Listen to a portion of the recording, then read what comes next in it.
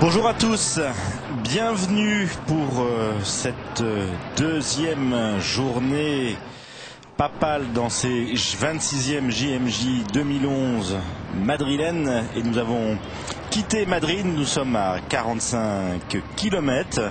Nous sommes dans la petite ville de l'Escorial, ville bien connue de tous les touristes, puisque c'est un passage obligé, puisque le pape va se rendre dans ce monastère de l'Escorial qui est classé patrimoine mondial de l'UNESCO. Alors le pape, ce matin, a déjà eu quelques activités. Il est allé notamment rendre une visite de courtoisie au roi et à la reine.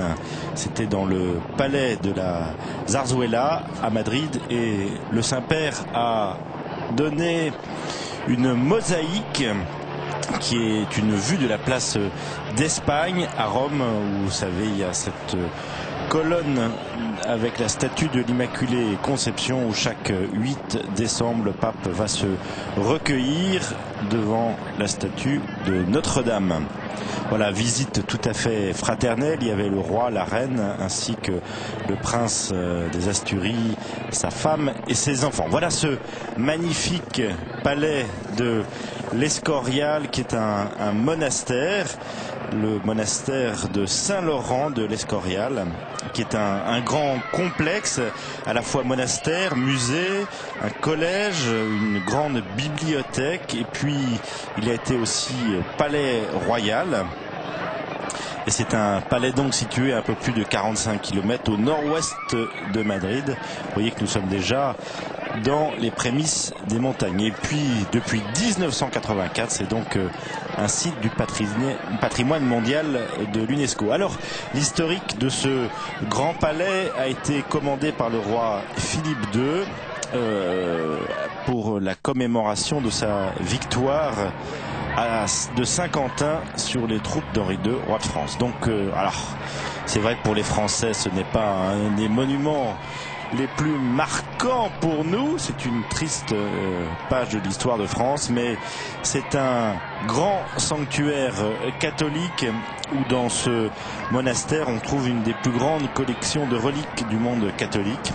Il y a 7500 reliques abritées dans plus de 570 reliquaires répartis dans tout le monastère, mais notamment dans la basilique Saint-Laurent. On trouve de nombreuses reliques, bien entendu, des saints patrons de la maison espagnole.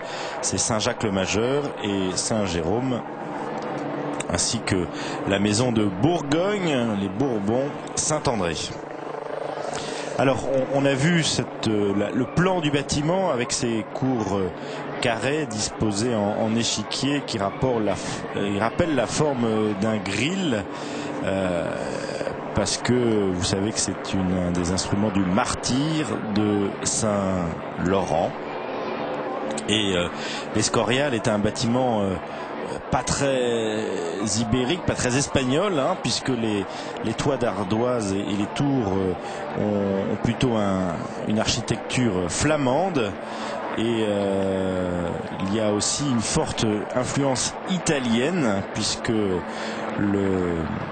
l'architecte avait longuement servi sur le chantier de Saint-Pierre de Rome. Donc vous voyez un bâtiment très européen pour ce monastère de l'Escorial, avec une grande bibliothèque de plus de 35 000 volumes, et le pape va s'adresser à deux catégories importantes de jeunes, cette fois-ci les jeunes religieuses qui sont rassemblées, on a vu quelques images tout à l'heure, dans la cour du palais, et puis aussi les jeunes universitaires qui seront rassemblés dans l'église. Alors vous voyez, on retrouve les jeunes et les Espagnols venus nombreux tout au long de ces 2 kilomètres de fin de parcours que le pape parcourt dans sa papamobile. Toujours cet accueil, enthousiasme du Saint-Père. Le Saint-Père qui a rappelé hier qu'il était venu affermir la foi de ses frères comme successeur de Pierre. Vous vous souvenez de ces grands moment hier, notamment cette rencontre avec les jeunes sur la place de Cibélès, et puis ces moments symboliques aussi avec le passage de cette grande arche, de cette porte, les 5 continents, tous ces jeunes vêtus en costume traditionnel qui étaient là autour du Saint-Père. Vraiment une joie. Et malgré la chaleur, cette petite brume qui est d'eau venant rafraîchir le Saint-Père au-dessus du podium, voilà, vraiment la joie après toutes ces longues heures d'attente pour écouter la parole du pape, avec toujours un discours exigeant mais paternel auprès des jeunes. Alors, dans ces palais de l'Escorial, il existe encore aujourd'hui une communauté de 28 sœurs Augustines qui sont des enseignantes près de l'école et puis aussi dans l'université de Maria Cristina.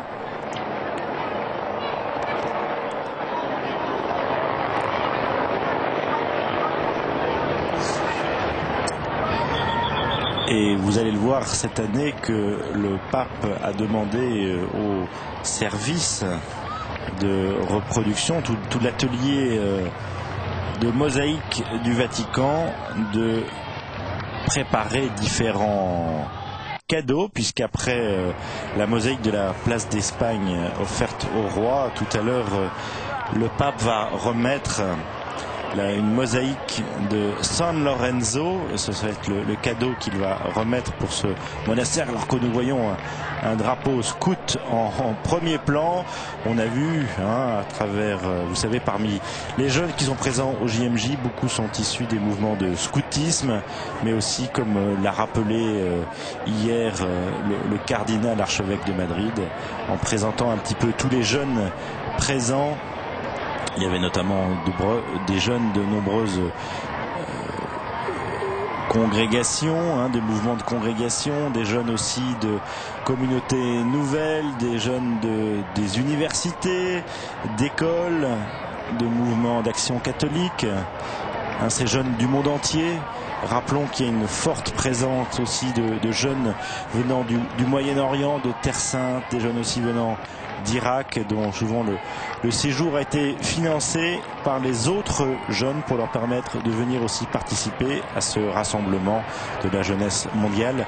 193 nations présentes. Est-il beaucoup d'autres événements dans le monde qui rassemblent autant de jeunes différents, de toutes races, de toutes couleurs, de toutes conditions sociales? C'est ça aussi une des grandes richesses des JMJ. Être ensemble pour prier ensemble et écouter ensemble l'enseignement des évêques à travers la catéchèse et puis aussi les enseignements donnés par le pape. Alors, autour de ces rassemblements, je vous disais, ces cadeaux du pape avec l'atelier de mosaïque du Vatican, le pape va remettre une mosaïque figurant Saint-Laurent, qui est une mosaïque qui est une réplique de la mosaïque présente dans la crypte de la basilique Saint-Laurent hors les murs, une mosaïque représentant Saint-Laurent prise tout à côté de la tombe du martyr de Saint-Laurent. Voilà, nous voici maintenant arrivés devant ce monastère qui est à la fois aussi un palais, puisque il y a une partie qui a été habitée par le roi à une certaine époque aussi.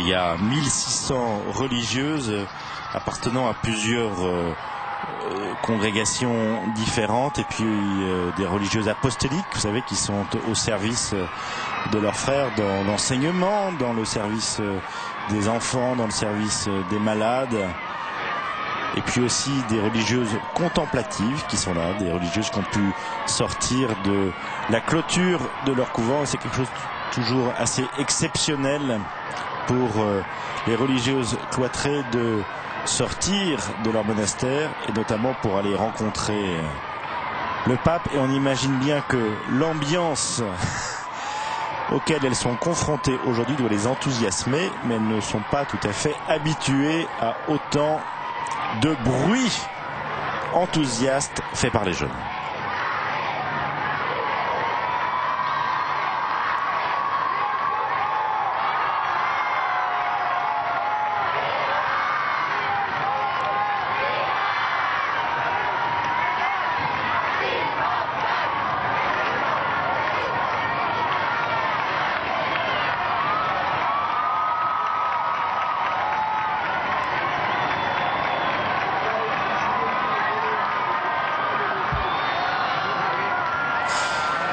Voilà, le pape salue le président du conseil d'administration du patrimoine national ainsi que son épouse.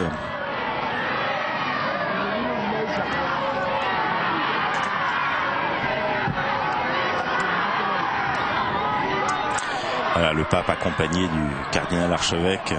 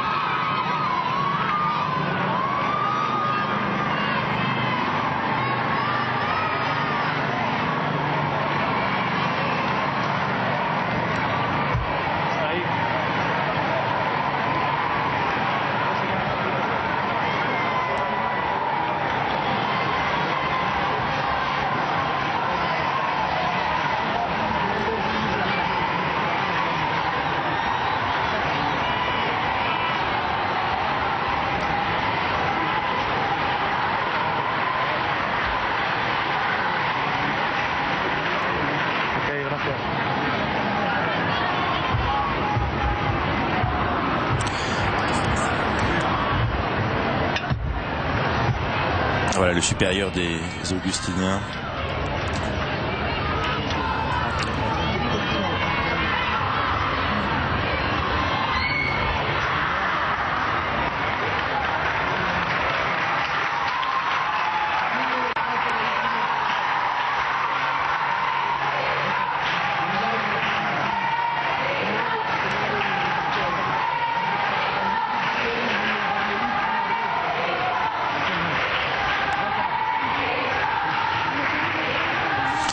Une sœur carmélite, et on connaît l'importance du Carmel en Espagne avec deux des grands saints du Carmel qui sont proposés comme exemple aux jeunes cette année, Sainte Thérèse d'Avila,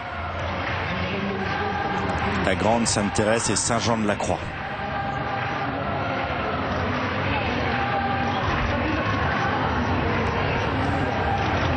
Cérémonial carmélite cloîtré, et on est toujours étonné quand on va dans un Carmel de voir la joie de cette communauté des sœurs. Alors c'est vrai que les sœurs carmélites font moins de bruit que ces 500 000 jeunes présents déjà dans les rues de Madrid, mais il y a aussi cette joie de la vie communautaire vraiment présente.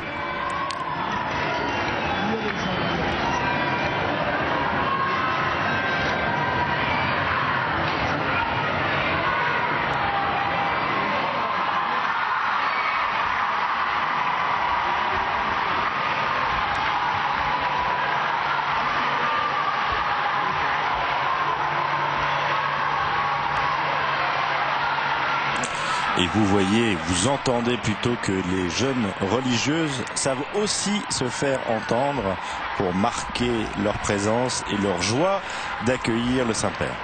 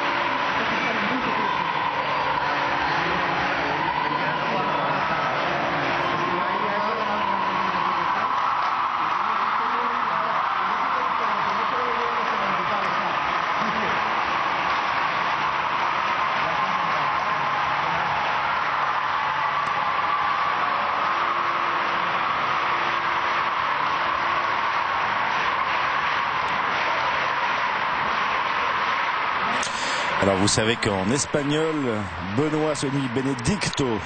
Et c'est donc Benedicto qui est slangué par toutes ces sœurs présentes, ces 1600 jeunes sœurs présentes venues écouter la parole du Saint-Père. Mais avant, c'est donc le cardinal qui va adresser quelques mots de bienvenue au Saint-Père avant une jeune religieuse. Cher Saint-Père. Ah oui, mais ça va être difficile de parler, Éminence. Hein. Les sœurs sont là. Cher Saint-Père, un groupe très nombreux de jeunes religieuses, représentant de nombreux autres de l'intérieur et de l'extérieur de l'Espagne, vous accueillent dans cette cour des rois du monastère royal de l'Escorial. Un groupe très nombreux de jeunes religieuses qui représentent de nombreuses autres religieuses de l'intérieur et l'extérieur du pays vous accueillent dans cette cour des rois du monastère royal de l'Escorial avec la gratitude joyeuse filiale, elles qui, depuis le cloître de leur monastère et leur vie contemplative ou bien leur vie active, se consacrent à Dieu au service de l'Église. Dans leur prière quotidienne pour le successeur de Pierre et le pasteur de l'Église universelle, elles appuient spécialement et apprécient le cadeau de cette rencontre avec sa sainteté comme un geste très attentionné de sa paternité envers elle. Nombreux ont été les jeunes qui ont collaboré avec une générosité splendide pour la préparation des Journées mondiales de la jeunesse de Madrid 2011. Beaucoup ont engagé leur temps libre, leur force de travail, leur enthousiasme apostolique pour mettre en marche ces journées qui leur appartiennent. Leur aide a été sans prix, mais l'aide des jeunes religieuses qui vivent et partagent avec leurs frères, leurs sœurs dans les communautés des heures de prière et d'adoration et toutes sortes de tâches pour que l'organisation de ces JMJ soit un succès liturgique et pastoral et encore d'un prix plus grand. La très sympathique initiative Coudre et chanter, à laquelle se sont jointes de nombreuses dames et de jeunes séculières de toute l'Espagne, en est un bon exemple. Sans les religieuses, cher Saint-Père, sans leur apport, surtout la spiritualité, les journées mondiales de la jeunesse ne seraient pas possibles.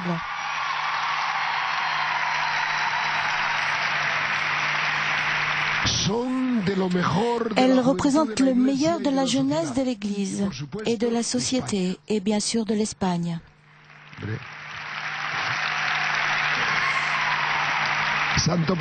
Saint-Père, vous pouvez compter sur elles pour la grande et enthousiasmante tâche de l'évangélisation de toute la jeunesse du monde. Pour les jeunes religieuses qui sont présentes ici, ressentent de tout leur cœur l'expression de Sainte Catherine de Sienne et vous disent « Doux Christ sur la terre ».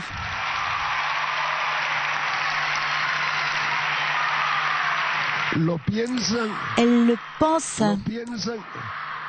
Elles le pensent et le font sans sentimentalisme aucun, avec la solidité de la foi et de l'amour qu'a toujours montré Sainte Thérèse de Jésus à ceux qui sont les défenseurs de l'Église, ses prédicateurs et les lettrés qui la défendent. Qui la défend davantage et mieux que le pape? Personne.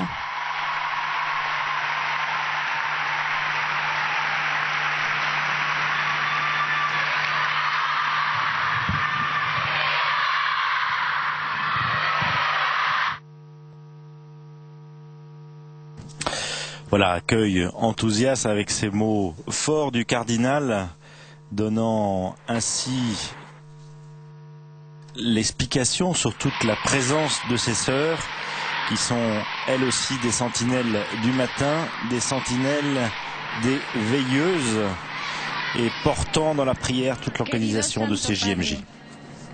Cher Saint-Père, je m'appelle Belén, mais je suis servante de Marie. et je m'occupe des malades à domicile. Au nom de toutes les religieuses qui sont présentes ici, celles de la vie contemplative et active, nous vous donnons la bienvenue la plus cordiale et joyeuse. Merci Saint-Père d'être venu nous rencontrer. Merci beaucoup.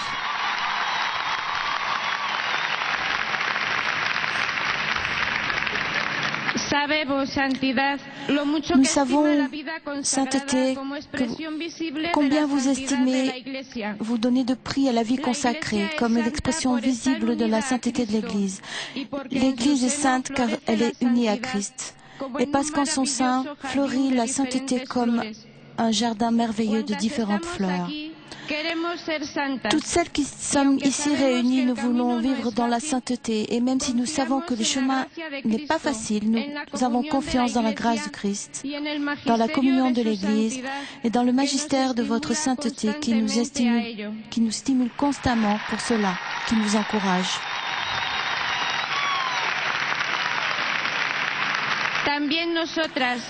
Nous voulons offrir aussi à l'Église et au vicaire de Christ notre prière, nos sacrifices et notre don total au Christ, à qui nous nous sommes consacrés comme épouses.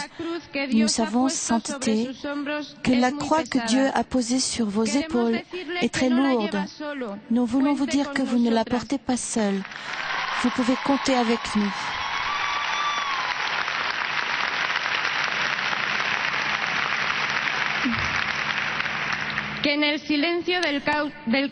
Dans le silence du cloître ou bien dans l'activité avec laquelle nous servons l'Église, nous aidons avec notre sensibilité et pauvreté et avec la force que nous recevons de Christ.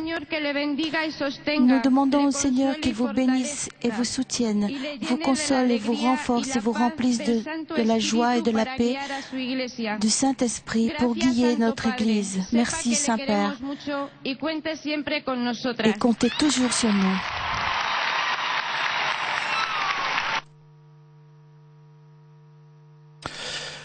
Voilà, mot chaleureux de cette jeune sœur au service des malades. Et bien entendu, nous pensons à toutes les religieuses qui aujourd'hui suivent cette célébration sur KTO. Et je dois dire que c'est une des premières fois, je crois, qu'un pape passe un temps spécifique pendant les JMJ avec les jeunes sœurs, qu'elles soient contemplatives ou apostoliques.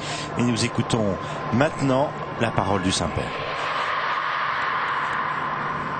Voici, il peut parler, hein.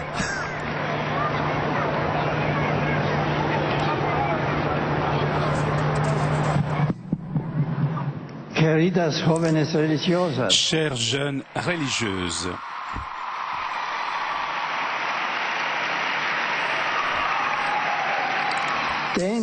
au cours des Journées mondiales de la jeunesse que nous sommes en train de célébrer à Madrid, c'est pour moi un grand plaisir de pouvoir vous rencontrer, vous qui avez consacré votre jeunesse au Seigneur. Et je vous remercie pour l'aimable salut que vous m'avez adressé. J'exprime ma gratitude envers Monseigneur le cardinal archevêque de Madrid qui a programmé cette rencontre dans un lieu très suggestif comme le monastère Saint-Laurent de l'Escorial. Si sa célèbre bibliothèque garde d'importantes éditions de la Sainte Écriture et des règles monastiques de diverses familles religieuses, votre vie de fidélité à la l'appel reçu est, elle aussi, une manière précieuse de garder la parole du Seigneur qui résonne dans vos formes de spiritualité. Chères sœurs, tout charisme est une parole évangélique que l'Esprit Saint rappelle à son Église. C'est bien vrai, la vie consacrée naît de l'écoute de la parole de Dieu et accueille l'Évangile comme règle de vie. Vivre à la suite du Christ, chaste, pauvre et obéissant, est ainsi une exégèse vivante de la parole de Dieu. D'elle, tout charisme est né, et d'elle, toute règle veut être l'expression, en donnant vie à des itinéraires de vie chrétienne caractérisés par la radicalité évangélique. La radicalité évangélique réside dans le fait d'être enraciné et fondé dans le Christ, ferme dans la foi, ce qui dans la vie consacrée signifie aller à la racine de l'amour. Jésus-Christ, avec un cœur sans partage, jusqu'à ne rien préférer à son amour, par une appartenance sponsale, comme l'ont vécu les saints, à l'image de Rose de Lima, de Raphaël Armaïs, jeune patron de ces journées mondiales de la jeunesse. La rencontre personnelle avec le Christ qui nourrit votre consécration doit être témoignée avec toute sa force transformatrice dans vos vies. Elle revêt une importance particulière aujourd'hui, alors qu'on constate une sorte d'éclipse de Dieu, une certaine amnésie, voire un réel refus du christianisme et un reniement du trésor de la foi reçue, au risque de perdre sa propre identité profonde. Face au relativisme et à la médiocrité s'impose la nécessité de cette radicalité dont témoigne la consécration comme une appartenance à Dieu aimé par-dessus tout. Cette radicalité évangélique de la vie consacrée s'exprime par la communion filiale avec l'Église. La maison des enfants de Dieu que le Christ a fondée, la communion avec les pasteurs qui, au nom du Seigneur, proposent le dépôt de la foi reçue des apôtres, du magistère de l'Église et de la tradition chrétienne. La communion avec votre famille religieuse en conservant son noble patrimoine spirituel avec gratitude et en appréciant ainsi les autres charismes. La communion avec les autres membres de l'Église, comme des laïcs, appelés à témoigner du même évangile du Seigneur par leur vocation spécifique. La radicalité évangélique s'exprime enfin dans la mission que Dieu a voulu vous confier par la vie contemplative qui accueille dans ses cloîtres la parole de Dieu dans un silence éloquent et adore sa beauté dans la solitude habitée par lui, par les diverses formes de vie apostolique dans les sillons desquels germe la semence évangélique dans l'éducation des enfants et des jeunes, dans le soin des malades et des personnes âgées et de l'accompagnement des familles, dans l'engagement en faveur de la vie, dans le témoignage de la vérité, dans l'annonce de la paix et la charité, l'engagement missionnaire et dans la nouvelle évangélisation et bien d'autres domaines de l'apostolat ecclésial. Chères sœurs, c'est à ce témoignage de sainteté que Dieu vous appelle, en suivant Jésus de très près et sans condition dans la consécration, la communion et la mission. L'Église a besoin de votre jeune fidélité, enracinée et fondée dans le Christ. Merci pour votre oui généreux, total et perpétuel à l'appel du bien-aimé. Que la Vierge Marie soutienne et accompagne votre jeunesse consacrée, avec le vœu fervent que cela interpelle, encourage et illumine tous les jeunes. Avec ces sentiments, je prie Dieu de récompenser abondamment la généreuse contribution de la vie consacrée à ces journées mondiales de la jeunesse et en son nom, je vous bénis de tout cœur. Merci infiniment.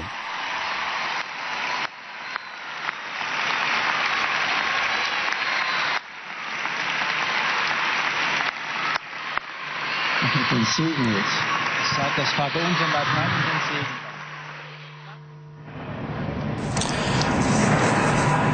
Voilà, échange chaleureux, en même temps message important sur la radicalité de la vie évangélique.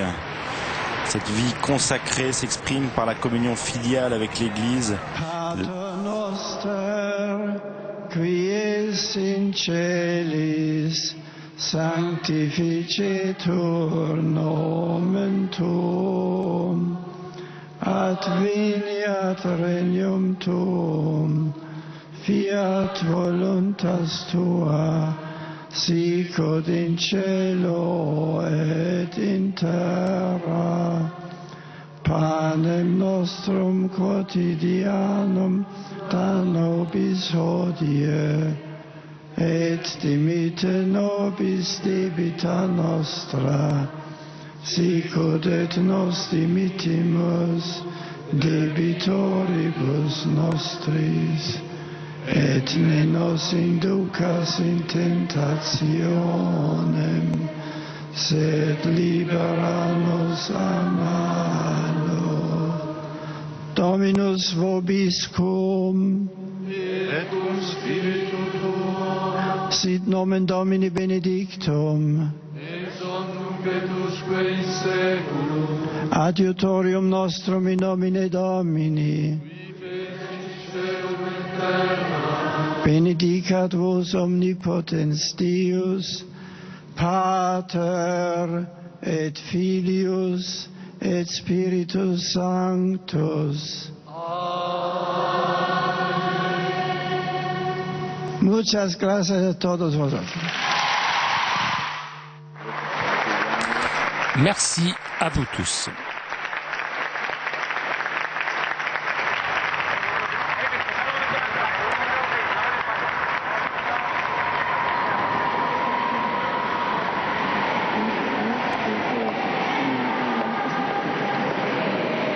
Voilà, le Saint-Père quitte maintenant la cour du palais royal pour rentrer dans la basilique où l'attendent près de 1500 jeunes universitaires venus aussi rencontrer et écouter la parole du Saint-Père.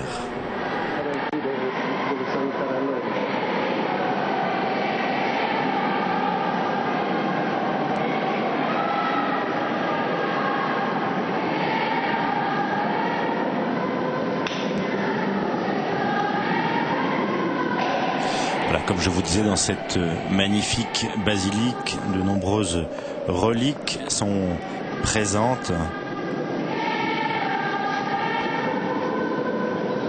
Et bien entendu, il y a une vie liturgique encore importante puisque la messe est célébrée et de nombreux fidèles viennent prier. C'est un monument classé patrimoine mondial de l'UNESCO, mais ce n'est pas un musée, c'est un monument où la foi est toujours active et vivante.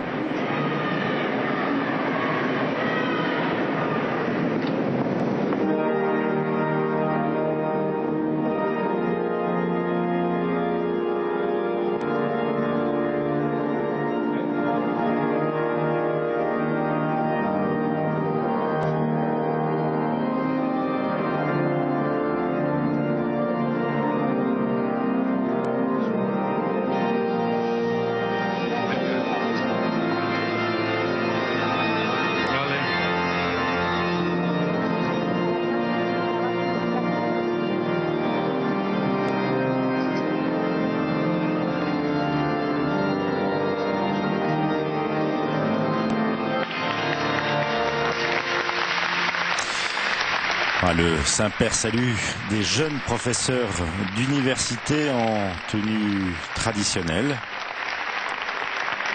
Et là aussi, je crois, c'est la première fois dans une JMJ où le pape va s'intéresser aux jeunes universitaires, on peut presque dire aux jeunes intellectuels, à la génération d'enseignants qui sera là pour former les générations d'aujourd'hui et de demain. Vous voyez cette magnifique église toute baroque dans ses ors de son autel, de ses boiseries, mais aussi très simple dans la sculpture des pierres. Voilà. Alors, vous êtes peut-être étonné de voir des hommes portant un chapeau dans une église, mais c'est la tenue traditionnelle des professeurs d'université qu'ils portent aujourd'hui.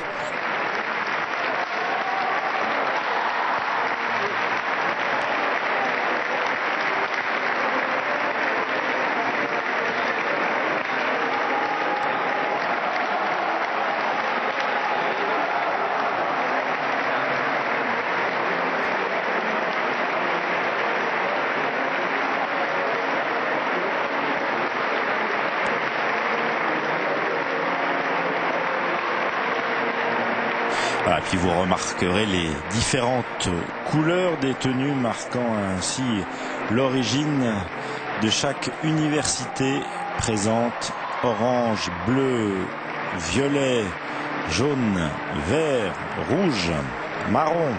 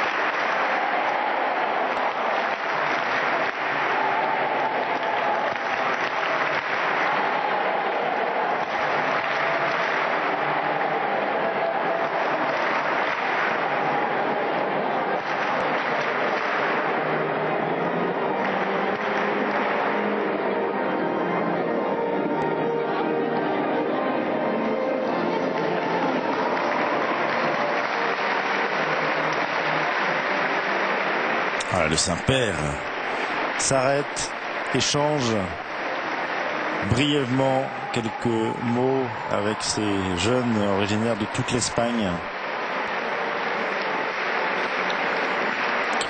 Rappelons-nous que Benoît XVI est un ancien professeur, lui aussi, professeur de théologie notamment, et il aime chaque année à revoir ses anciens élèves, et il a organisé notamment des disputatio théologiques.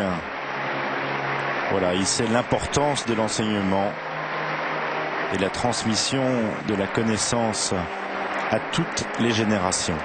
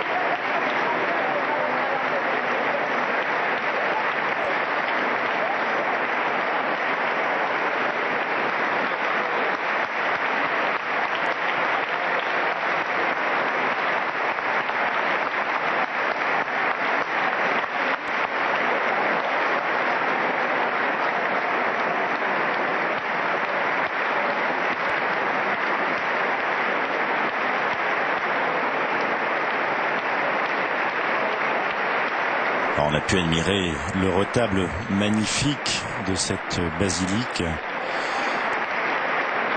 Et pour le côté un peu touristique, on a noté que plusieurs tableaux du Titien, de Velázquez ou de José de Ribera sont présents dans tout cet ensemble de l'Escorial. Alors, vous voyez même ces magnifiques antiphonaires avec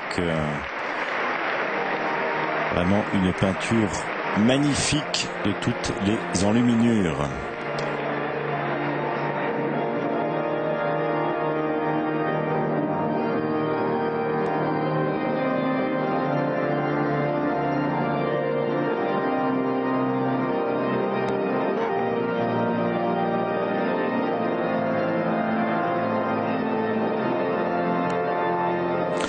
Alors c'est un lieu important aussi pour les Espagnols parce que c'est un lieu qui est le panthéon de tous les rois et reines ainsi que de leurs enfants qui sont enterrés sous cette église.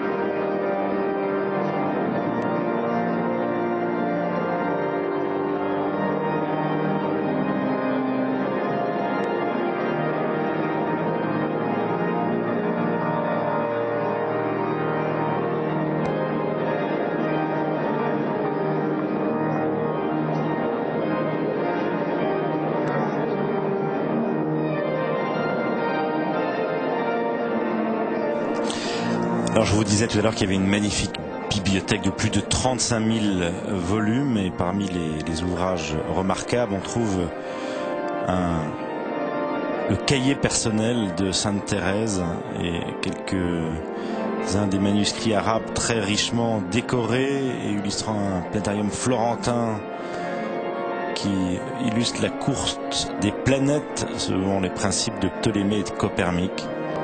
Voilà. Non seulement des trésors de la spiritualité espagnole, mais aussi de la culture espagnole qui sont conservés dans ce lieu. Et comme l'a rappelé le pape Benoît XVI, et d'ailleurs le roi en a fait mention hier à l'aéroport, que les racines de cette Espagne sont chrétiennes et que l'un ne va pas sans l'autre. L'importance des racines pour savoir qui l'on est, que un arbre qui n'a pas de racines ne peut pas développer non seulement des branches, mais aussi des jeunes pousses, des bourgeons. Et je dois dire que tous ces jeunes professeurs qui attendent le pape, qui est allé quelques minutes en dehors des caméras rencontrer quelques personnalités, tous ces professeurs sont aussi le signe de ces racines, l'histoire, la culture transmise aux générations de demain, ces jeunes pousses, ces bourgeons.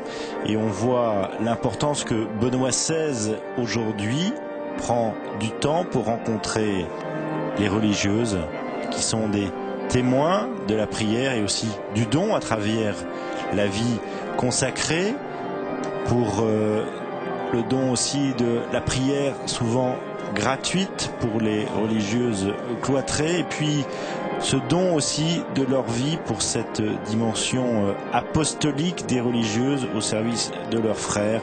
Je pense des frères malades, on l'a entendu tout à l'heure avec la sœur qui adressait quelques mots au pape, mais aussi auprès des plus jeunes, des personnes âgées aussi, dans les écoles, les patronages, auprès des familles, ce don de la vie consacrée, ce don aussi à travers les jeunes professeurs présents aujourd'hui, ce don de la culture, des racines et de l'intelligence, l'intelligence de la foi, l'intelligence de la raison, qui sont des thèmes chers au cœur de Benoît XVI.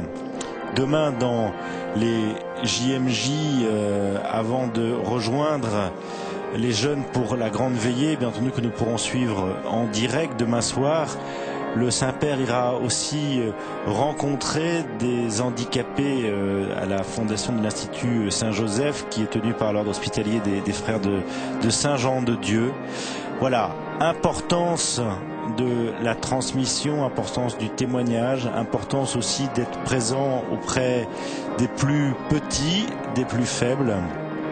Et c'est toute cette démarche aussi que nous pourrons vivre ce soir à partir de 19h30 dans ce grand chemin de croix. Vous verrez qu'il sera ancré dans la tradition, dans les traditions espagnoles, et puis ancré aussi dans la tradition de l'Église, avec un grand E, cette Église universelle qui est venue à travers tous ces jeunes se retrouver, prier ensemble, et est venue aussi prier avec et autour du pape.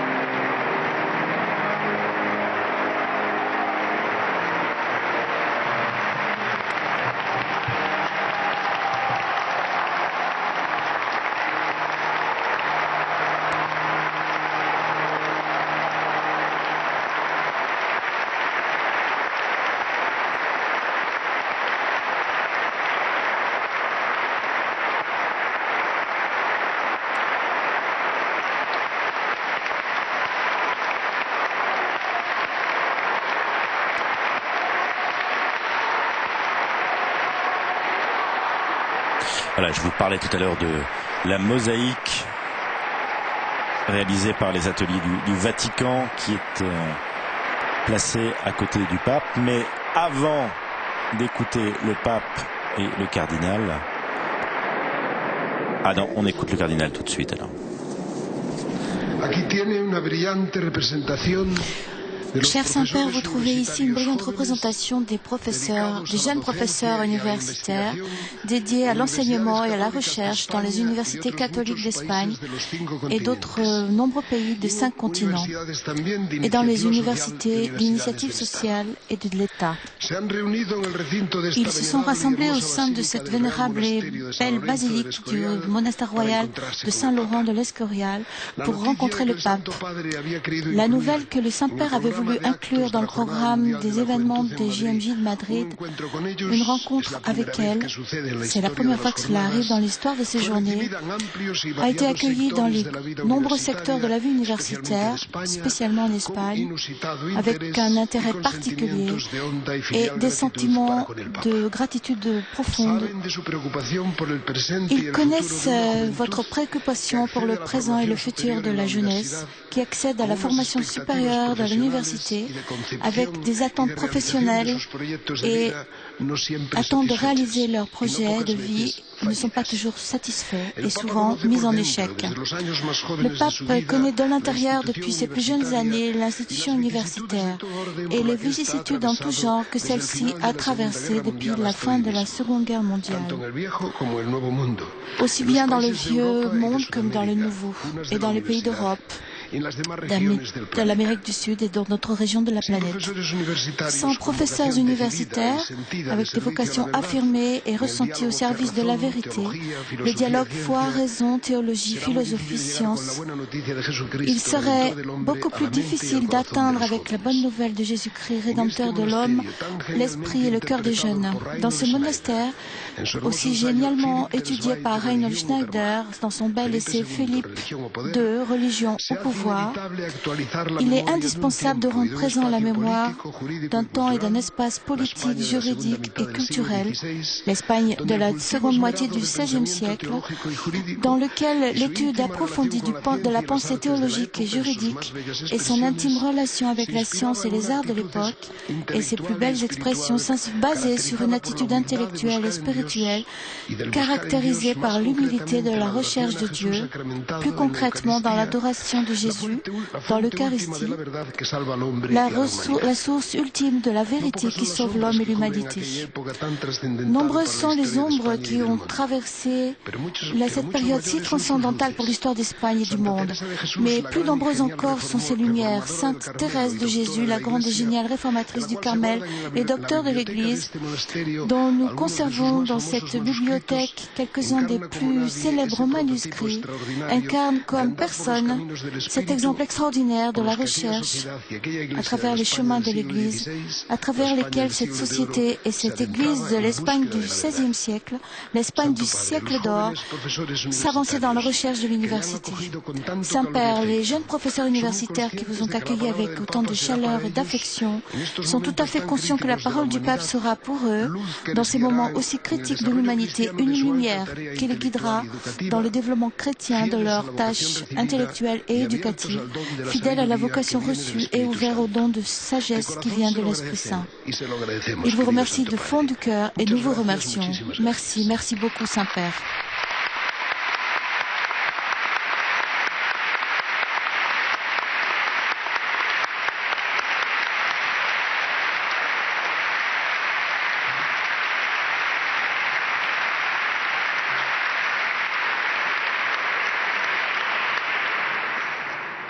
Muy querido Santo Padre, en nombre de los profesores, très cher Père, au nom des professeurs ici réunis, nous vous adressons la bienvenue la plus chaleureuse, vicaire du Christ, et nous vous remercions profondément que pour la première fois dans ces journées mondiales de la jeunesse, vous ayez voulu nous trouver avec vous. Nous sommes conscients de vivre un moment historique dans ce monastère de San Laurent de l'Escorial, où il y a 4 siècles, un grand monarque catholique a réuni la principale bibliothèque du monde connue.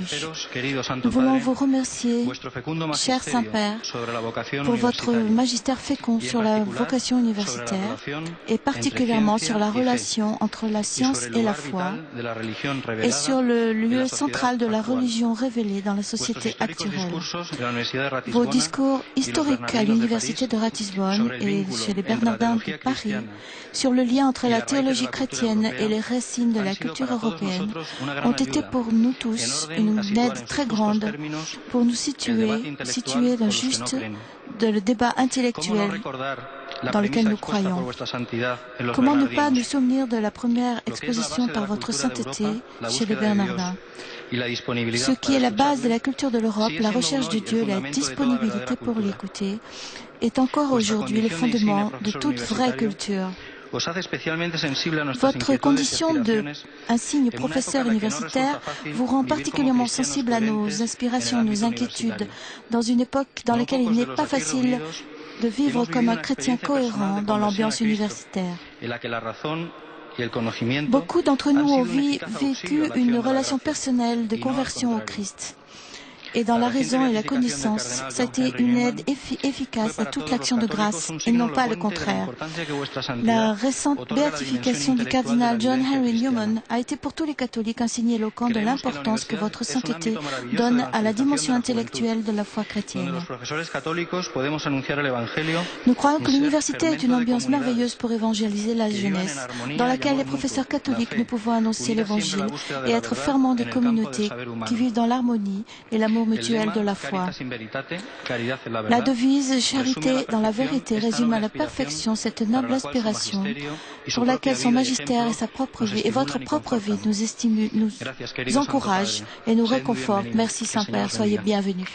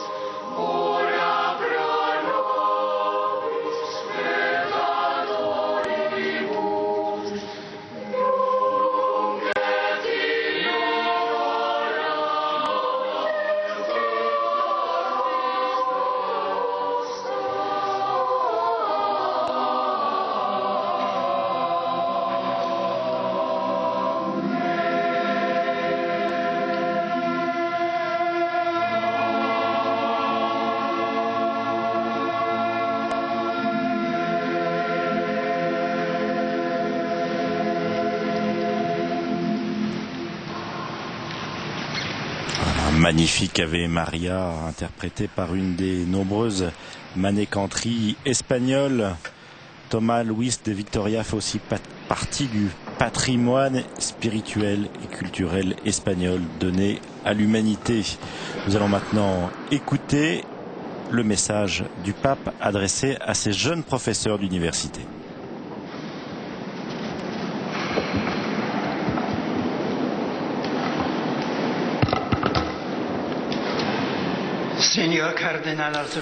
Monsieur le cardinal archevêque de Madrid, chers frères dans l'épiscopat, chers pères Augustin, chers professeurs, autorités, chers amis, j'attendais avec joie cette rencontre avec vous, jeunes professeurs des universités espagnoles, vous qui prêtez une magnifique collaboration à la diffusion de la vérité dans des circonstances qui ne sont toujours pas faciles. Je vous salue cordialement et je vous remercie pour les aimables paroles de bienvenue, ainsi que pour la musique exécutée qui a résonné de façon merveilleuse dans ce monastère d'une grande beauté artistique, témoignage éloquent pour les siècles d'une vie de prière et d'études. En ce lieu significatif, la foi et la raison se sont fondues harmonieusement dans la prière austère pour modeler l'un des monuments les plus renommés d'Espagne. Je salue aussi avec une affection particulière ceux qui, ces jours-ci, ont participé à Avila au Congrès mondial des universités catholiques sur le thème « Identité et mission de l'université catholique ».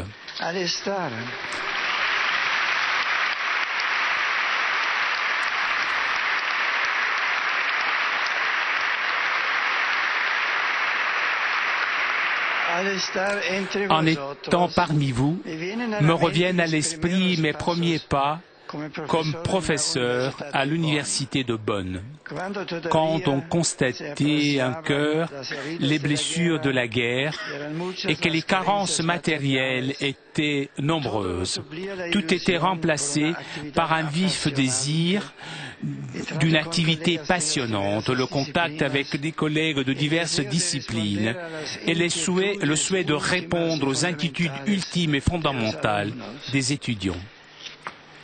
Cette universitas que j'ai vécue alors de professeurs et d'étudiants qui ensemble cherchent la vérité dans tous les savoirs, ou comme redit Alphonse X le Sage, cette union de maîtres et d'étudiants avec la volonté et l'objectif d'apprendre les savoirs, rend clair le projet jusqu'à la définition de l'université. Dans le thème des présentes Journées mondiales de la jeunesse, enracinée et fondée en Christ, affermie dans la foi, vous pourrez trouver aussi la lumière pour mieux comprendre votre être et ce que vous devez faire. Avec cette pensée, et comme je l'ai écrit dans le message jeune en préparation à ces journées, les mots enracinés, fondés et affermis orientent vers des fondements solides pour la vie. Mais où les jeunes trouveront-ils ces points de référence dans une société émiettée et instable? Parfois, on estime que la mission d'un professeur universitaire est aujourd'hui exclusivement de former des professionnels compétents et efficaces qui puissent satisfaire la demande du marché du travail à tout moment précis. On affirme également que l'unique chose que l'on doit privilégier dans la conjoncture actuelle est la pure capacité technique. Certainement, cette vision utilitaire de l'éducation, même universitaire, répandue spécialement dans des milieux extra-universitaires, s'installe aujourd'hui, sans aucun doute, Vous qui avez vécu comme moi l'université et qui la vivez maintenant comme enseignant, vous sentez sans doute le désir de quelque chose d'autre de plus élevé qui corresponde à toutes les dimensions qui constituent l'homme. Nous savons que quand la seule utilité et le pragmatisme immédiat s'érigent en critère principal, les pertes peuvent être dramatiques. Des abus d'une science sans limite, bien au-delà d'elle-même, jusqu'au totalitarisme politique qui se ravive facilement lorsqu'on élimine toute référence supérieure au simple calcul de pouvoir. Au contraire, l'idée authentique d'université est précisément celle qui nous préserve de cette vision réductrice et détachée de l'humain. En réalité, l'université a été et est encore appelée à être toujours la maison où se cherche la vérité propre de la personne humaine. Pour cette raison, ce n'est pas par hasard que l'Église a promu l'institution universitaire, justement parce que la foi chrétienne nous parle du Christ comme le Logos par lequel tout a été fait, et de l'être humain créé à l'image et à la ressemblance de Dieu. Cette bonne nouvelle découvre une rationalité dans tout le créé et regarde l'homme comme une créature qui participe et peut parvenir à reconnaître cette rationalité.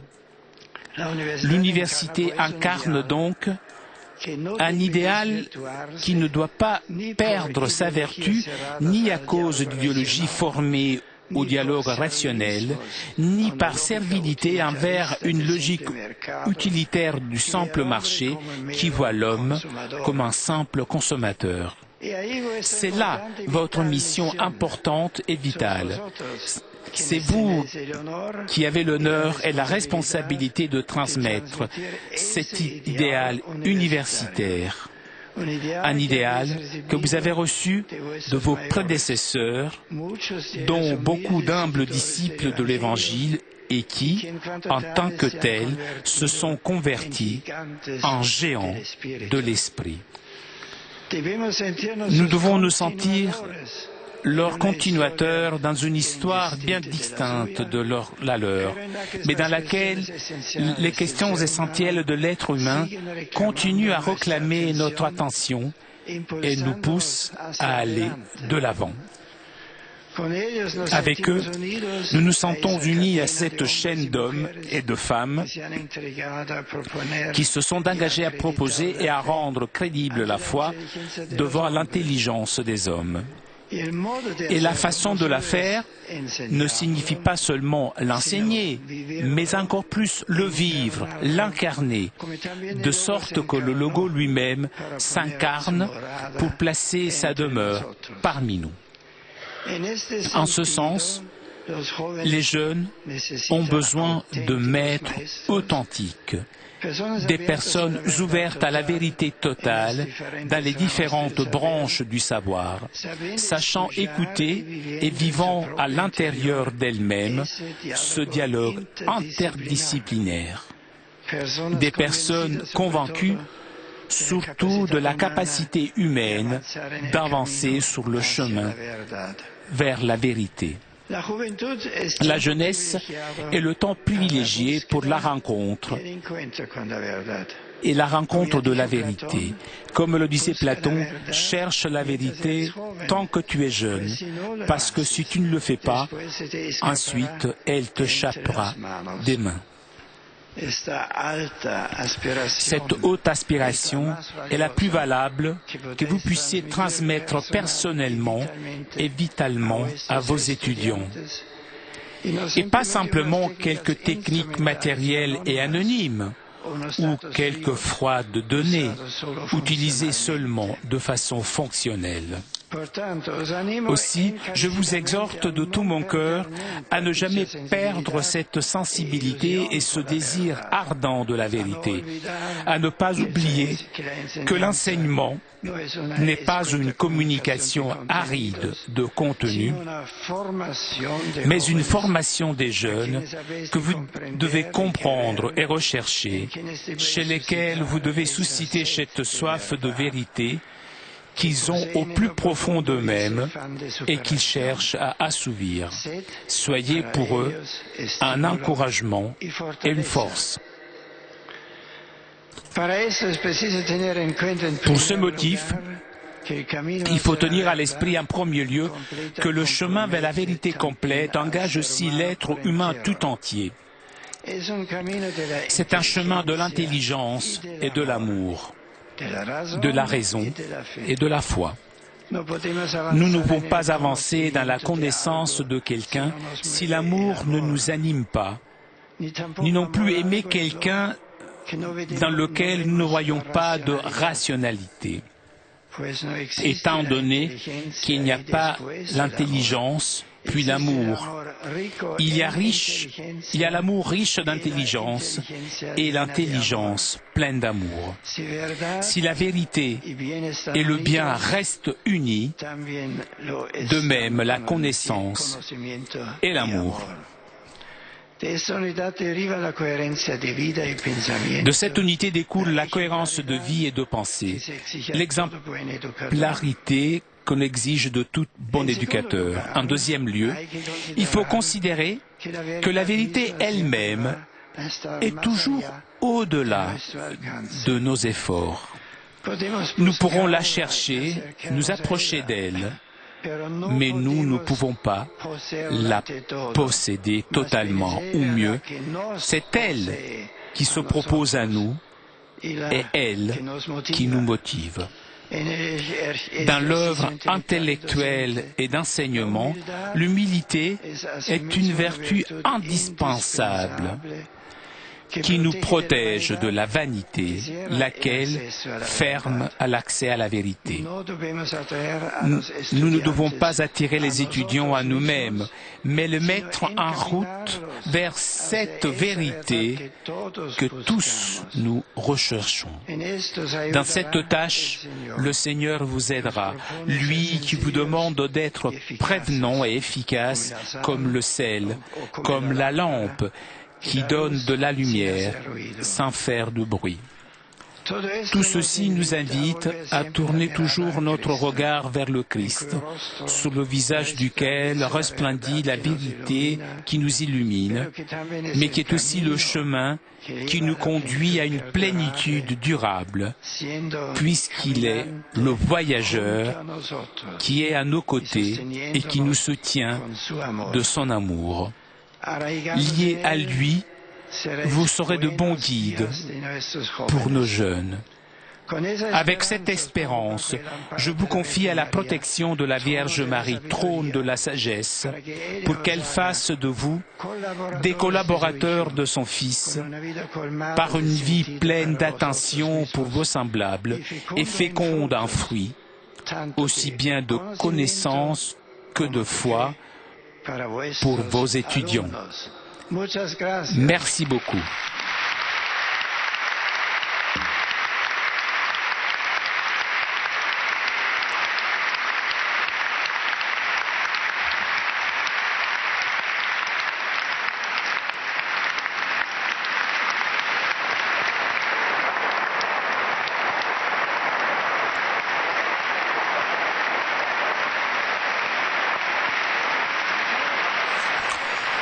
Un véritable discours, programme sur ce qu'est une université et sur le rôle du professeur. Et avant de quitter ces jeunes professeurs pour retourner à Madrid, nous allons rentrer dans un temps de prière.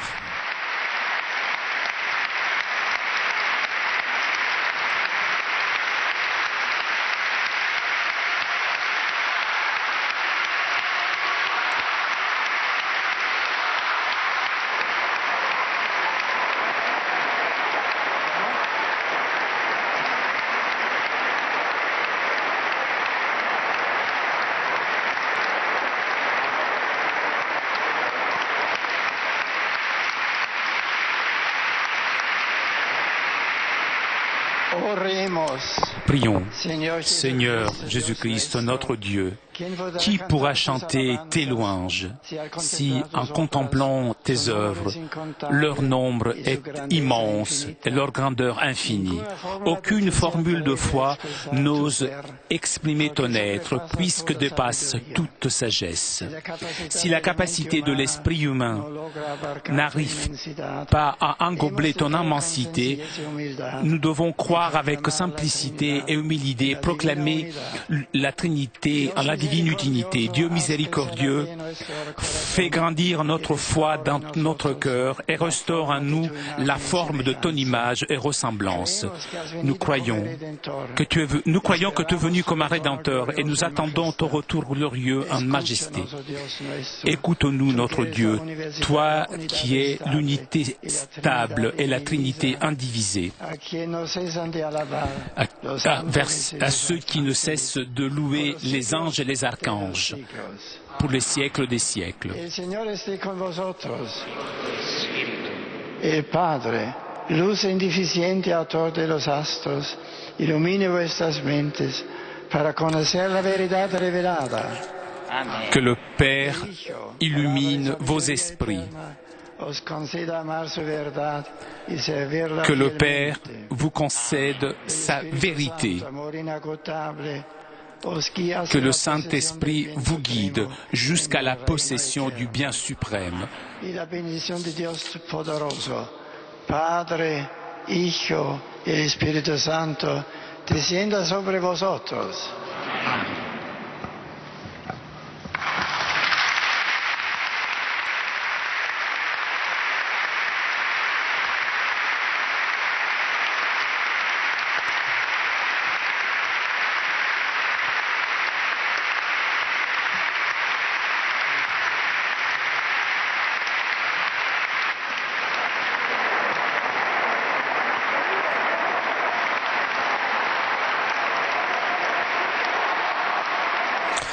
Voilà, alors que différentes personnalités sont présentées au Saint-Père, notamment les participants du congrès mondial de l'Université catholique qui s'est tenu à Avila du 12 au 14 août sur le thème Identité et mission de l'Université catholique.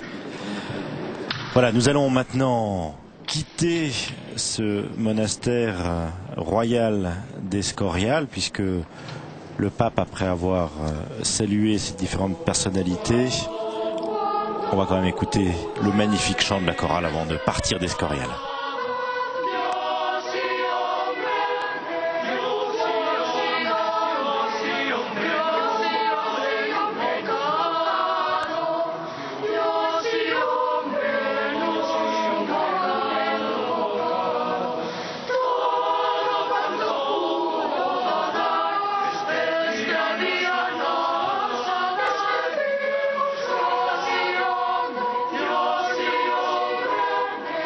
Dios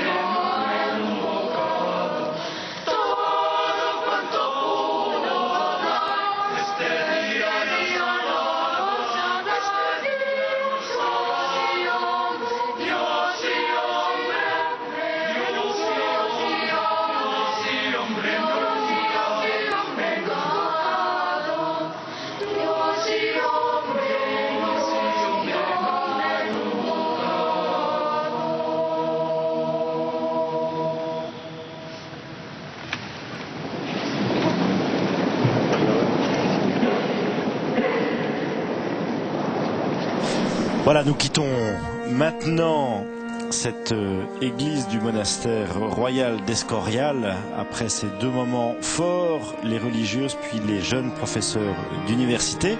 Le pape va lui aussi rentrer à Madrid. Il va partager son déjeuner avec 12 jeunes, 2 par continent, un garçon et une fille, plus 2 Espagnols. Voici la douzaine de jeunes. Vous savez que c'est un moment important de rencontre et puis de dialogue un peu plus long et personnel avec les jeunes. Et les jeunes qui sont présents sont souvent des jeunes engagés dans l'organisation des JMJ de chaque continent, de chaque pays. Voilà, merci de votre fidélité. Prochain temps fort avec les JMJ sur KTO.